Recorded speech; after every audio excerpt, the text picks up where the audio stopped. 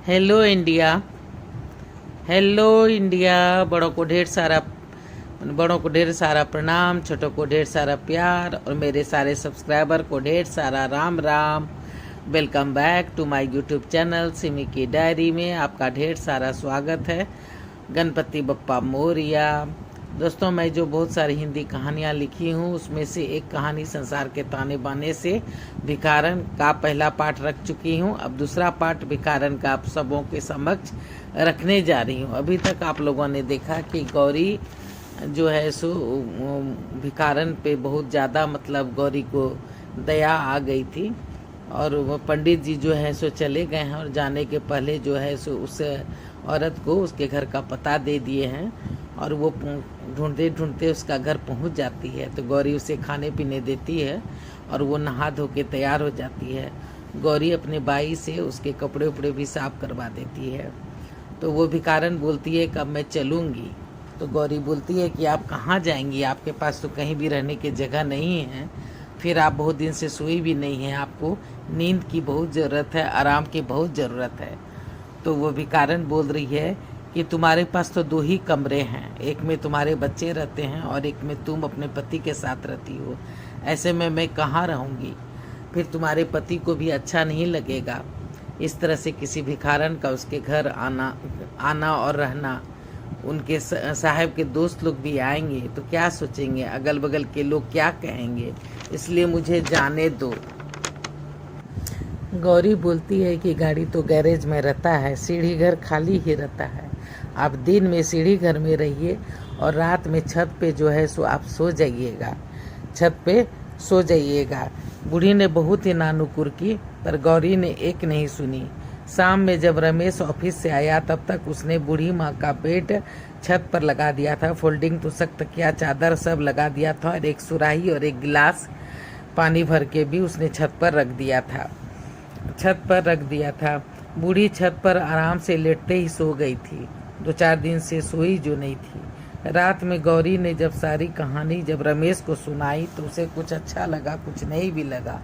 रमेश ने कहा कि लोग क्या कहेंगे, आखिर अगल बगल सरकारी क्वार्टर है, मानता हूँ सभी अच्छे हैं, पर फिर भी एक भिखारन को घर में रखना शायद किसी को अच्छा नहीं लगे। 2 वक्त का खाना दे देती तो ठीक था, पर इस तरह से तुमने घर में उसे ले आया और घर में रख लिया, ये मुझे कुछ ठीक नहीं लग रहा है। रात में बेडरूम में दोनों गौरी और उसके पति में बात हो रही है, रमेश में। तो गौरी बोलती है कि आप तो शहर जाते रहते हैं, किसी आश्रम का पता कीजिए ना, तब इनको वहीं भर्ती करवा दीजिए। पर भर्ती ऐसे नहीं होता है, कुछ डिपॉजिट करना पड़ेगा, हर एक महीना कुछ पैसे भेजने पड़ेंगे। और तुम तो जानती हो कि मुझ पे कितने सारे खर्चे का बोझ है। ठीक है, मैं आपसे नहीं मांगूंगी, आप जो महीने में राशन पानी के लिए मुझे देते हैं उसी से बचा के मैं भेज दूंगी, पर आप उन्हें कहीं जाने मत दीजिए प्लीज़। रमेश कुछ नहीं बोला। देखते ही देखते 6 महीने बीत गए। अब अगल बगल के लोग हंसने लगे थे, सभी गौरी से दूरियां बनाने लगे थे। पार्टी फंक्शन में उसे बुलाना बंद कर दिया था, आते जाते उसे चिढ़ाते, उसे कुछ कुछ बातें जो है सो सुनाते। बड़ी दानी बनती है, भिखारन को घर में रखा है, एक दिन मार काट के निकल जाएगी, बच्चे को कुछ कर देगी तब इसे पता चले। जितनी मुंह उतनी बातें। कोई कोई कहता अरे नहीं मारेगी काटेगी तो क्या, चोरी करके भी तो भाग सकती है, कहीं बच्चे को कुछ ना कर दे। कोई कोई बोलता कि देखना ना एक दिन इस चोरी ही करेगी तब इसे पता चलेगा। जितनी मुंह उतनी बातें। गौरी के मायके वाले और ससुराल वालों के पास भी ये सब बातें उड़ते उड़ते पहुंच चुकी थी। सभी आए थे, गौरी को समझा समझा के थक गए थे, पर गौरी के कानों पर जू तक नहीं रेंगी थी। बूढ़ी उपासना देवी बच्चों और साहब के निकलते ही घर में घुस जाती, आराम से नहाती धोती, खाती पीती, टीवी देखती और गौरी से गप्पे हाँकती। फिर शाम ढलते ही वो छत पे चली जाती और आराम से जाके वहाँ सो जाती। रोज की यही दिनचर्या थी। बच्चे तो उपासना से घुल मिल गए थे, वो भी उसे रोज नए नए किस्से सुनाती, सभी बैठ के खेलते। पर अब जो है सो वो उपासना देवी बहुत खुश रहती, बन सवर कर रहती, अच्छे अच्छे कपड़े पहनती, तो बिल्कुल भी भिखारन नहीं लगती थी।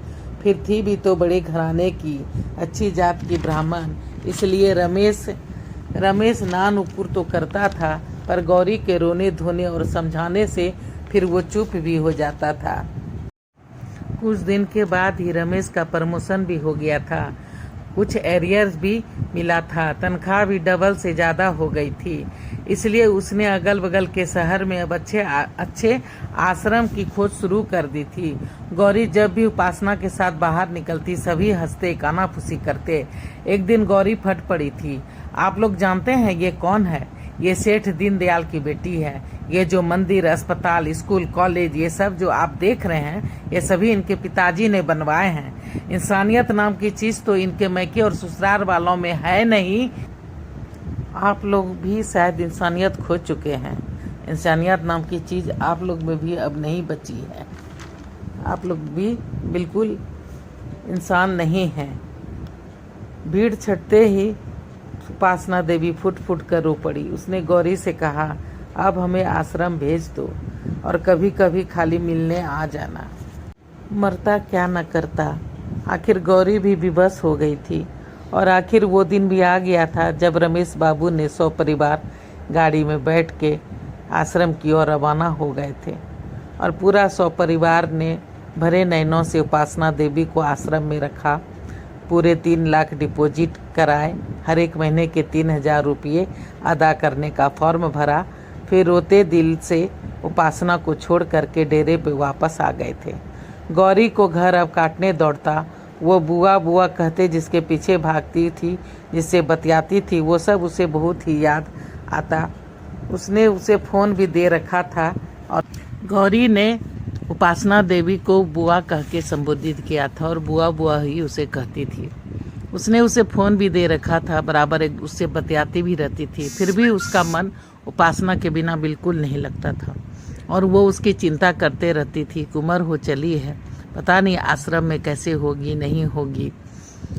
तो अक्सर बिना रमेश को बताए, कभी अपने गाड़ी से तो कभी भाड़े का गाड़ी कह करके जो वह सो आश्रम चली जाती थी और कभी कभी तो 1-2 दिन वहाँ ठहर के आती थी। रमेश उसकी इस दीवानगी से परेशान हो गया था। उसे बहुत समझाता, पर पता नहीं गौरी का इतना झुकाव उस उपासना देवी से क्यों और कैसे हो गया। रमेश उसे बहुत समझाता, जब डांटता तो वो रोने लगती और गौरी बोलती रमेश से कि पता नहीं क्यों मुझे खिंचाव सा महसूस होता है, मानो कि कुछ कशिश हो उनमें जो मुझे अपनी ओर खींच रही हो, मानो पिछले जन्म का कोई रिश्ता हो, मानो उनका कोई कर्जा हो जो मुझे चुकाना हो। रमेश उसकी इस दलील भरी बातों से परेशान हो गया था और कुछ भी बोलना बंद कर दिया था। एक दिन रमेश जब ऑफिस से आया तो बहुत खुश था। क्या बात है, मुझे अब जल्दी ही बंगलो मिल जाएगा। क्वार्टर, मुझे बंगलो वाला क्वार्टर अब मिलने वाला। रमेश गौरी और बच्चों को बता रहा है कि अब मुझे बहुत ही जल्दी बंगलो मिल जाएगा। उसमें सर्वेंट्स का क्वार्टर भी है, सभी रूम से अटैच लेट्रिन बाथरूम भी है, चारों तरफ बड़ा सा हाता है, गार्डन है। हाँ, मैं 1-2 बार गई हुई हूँ। गौरी बोल रही है, चलो अब ठीक हो जाएगा। बंटी और बबली दोनों को अलग अलग कमरा मिल जाएगा।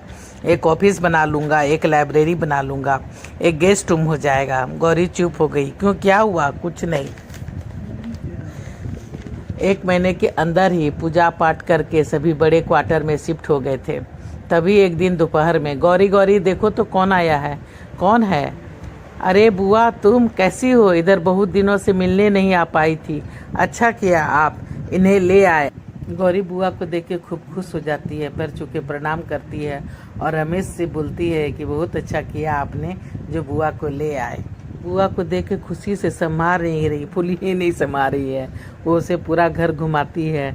देखो बुआ, कितना बड़ा घर है, देखो कितने सारे रूम हैं, और इधर देखो किचन, लेट्रिन, बाथरूम, सब उसे घूम घूम के पूरा घर उसे दिखा रही है, बातचीत कर रही है। और करिए क्या, पूरा 1 सप्ताह रह के जाना।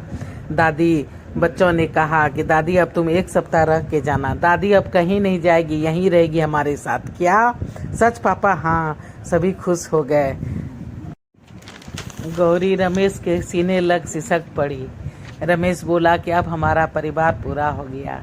अब 2 बच्चों के साथ साथ एक माँ का भी प्यार और आशीर्वाद हम लोगों को मिलेगा। वो गेस्ट रूम मैंने इनके लिए ही कहा था पगली। अरे 2 रूम एक्स्ट्रा है, कोई और आएगा तो उसमें एडजस्ट हो जाएगा। पूरे 5 कमरे हैं। इस बोल रहा है कि पूरे 5 कमरे हैं, दिक्कत क्या है। हाँ, और वो सर्वेंट क्वार्टर का क्या होगा पापा?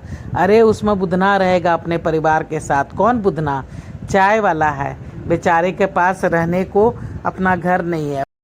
रमेश बता रहा है कि बुधना चाय वाला है, चाय बेचता है, उसके पास रहने को घर नहीं है। घर वाले ने उसे निकाल दिया है क्योंकि वो उसने अपनी पसंद से एक लड़की से शादी कर ली है। इसलिए मैंने सोचा था कि जब मैं यहाँ इस बड़े घर में आऊँगा तो सर्वेंट क्वार्टर में उसे रहने के लिए दूंगा। उसकी पत्नी घर का सारा काम कर लेगी, बुधना सब्जी भाजी भी उपजा लेगा, गार्डन की देखभाल कर लेगा। हाँ, ये ठीक रहेगा। तभी उपासना देवी बोल पड़ी, पर बेटा तुम्हारे 3 लाख तो पानी में चले गए। अगर मैं यहाँ, उपासना देवी गौरी से बोल रही है, बेटा मैं यहाँ रहूंगी तो तुम्हारे तो 3 लाख रुपया बर्बाद हो जाएंगे जो तुमने फिक्स करवाए थे। रमेश बोलता है, कोई बात नहीं बुआ, दान पुण्य कभी भी व्यर्थ नहीं जाता। हमारे पिताजी के भी 2 भाई थे और गौरी के पिताजी 3। हम दोनों का बचपन बुआ के बिना ही रमेश बोल रहा है कि मेरा और गौरी दोनों का बचपन बुआ के बिना ही बीता है, इसलिए अब आप हम दोनों की बुआ हैं और बुआ बन के ही रहेंगी। तभी बच्चे बोल पड़े और हमारी दादी बाव सभी चीख पड़े। तभी बबली बोल पड़ी, हमारे चाचा नहीं है तो क्या चंटू? बच्चे रमेश से बोलते हैं, हमारे चाचा भी नहीं है पापा, तो क्या बुधना चाय वाला को हम लोग चाचा कह सकते हैं? रमेश बोलता है कि हाँ, क्यों नहीं, सभी हम लोग भाई बहन ही हैं आपस में। इंसानियत के का यही तकाजा है, इंसान इंसान से अपना रिश्ता कायम करता है। तभी बुधना जो है सो उसकी आंख डबडबा गई। वो चाबी लेने आया था, वो बोला आप लोग बहुत अच्छे हैं, अब मैं कल ही साफ सफाई करके शिफ्ट कर जाऊंगा। तो मेरी कहानी भिखारन कंप्लीट हो गई दोस्तों। देखिए कैसा लगता है। पहली बार चैनल पे आए तो सब्सक्राइब कीजिए, लाइक कीजिए, शेयर कीजिए। अब मैं अपनी वाणी को यहीं पे विराम देना चाहती हूँ। जय भोलेनाथ, हर हर महादेव, और ढेर सारा थैंक्स आपको मेरा वीडियो देखने के लिए। Thank you.